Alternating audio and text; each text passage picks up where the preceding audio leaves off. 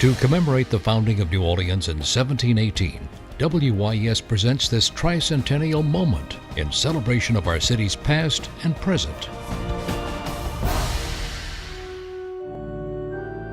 For almost 300 years, New Orleanians have worshipped at St. Louis Cathedral, one of the city's most beloved landmarks.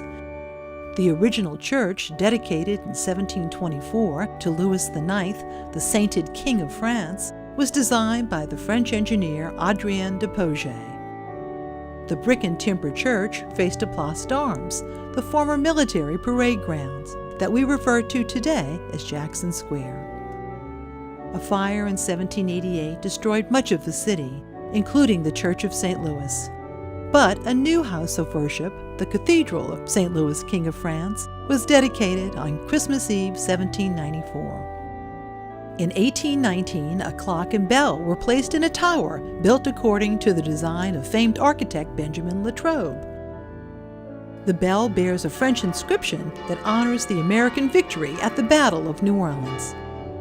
To meet the needs of a growing congregation, in 1849, a contract to restore and expand the church was awarded to Paris-born New Orleans architect Jacques-Nicolas Bussière-Dupuis. Workers had to virtually level the old structure after a series of mishaps, including the collapse of the central tower. But on December 7, 1851, Archbishop Antoine Blanc dedicated the triple-spired St. Louis Cathedral that has become the international symbol of New Orleans.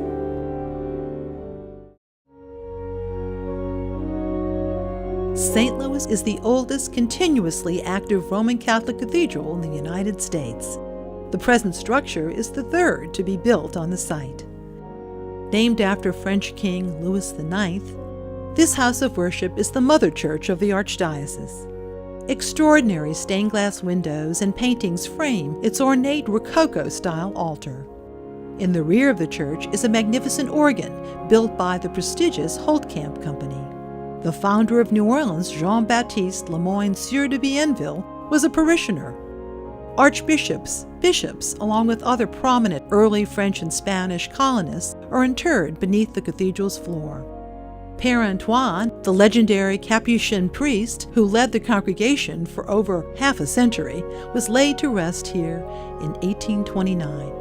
This house of worship is the final resting place for beloved Archbishops Joseph Rummel and Philip M. Hannon.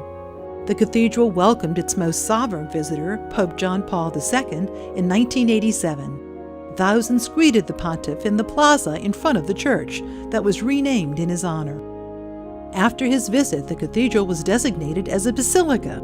St. Louis Cathedral's history and beautiful design attracts visitors of all faiths. It's a cultural and architectural treasure.